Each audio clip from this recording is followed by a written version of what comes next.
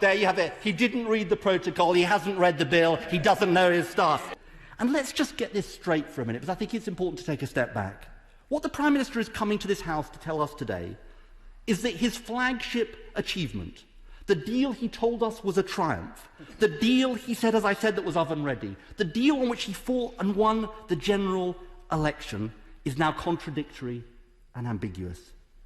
Madam Deputy Speaker, what incompetence, what failure of governance. And Madam Deputy Speaker, how dare he try and blame everyone else?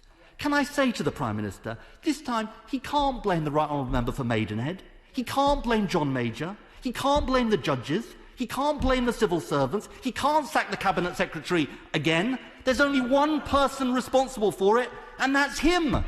This is his deal, it's his mess, it's his failure. For the first time in his life, it's time to take responsibility. It's time to fess up. Either he wasn't straight with the country about the deal in the first place, or he didn't understand it.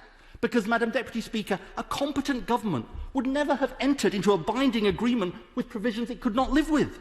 And if such a government somehow missed the point but woke up later, it would have done what any competent business would do after it realised it can't live with the terms of a contract.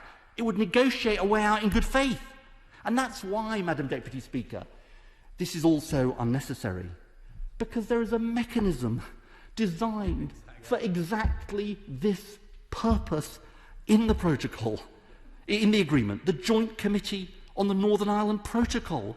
And the Prime Minister tried to slip this in. I don't know whether the House noticed.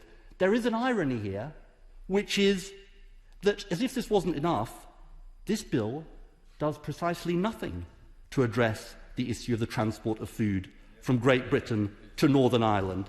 It is about two issues where they're going to override international law. It's about exit declarations, Northern Ireland to GB, and the definition of state aid relating to Northern Ireland. Now, if the Prime Minister wants to tell us that there's another part of this bill that I haven't noticed that will deal with this supposed threat of the blockade, I'll give way to him. I'll very happily give way to him and tell me. He can tell us. I'm sure he's read it. I'm sure he knows it. I'm sure he knows it in detail because he's a details man. Come on, tell us what clause protects the threat that he says he's worried about GB to Northern Ireland exports. I give way to him. Well, the Right Honourable Gentleman can't give way unless he's asked to. There you have it. He didn't read the protocol, he hasn't read the bill, he doesn't know his stuff.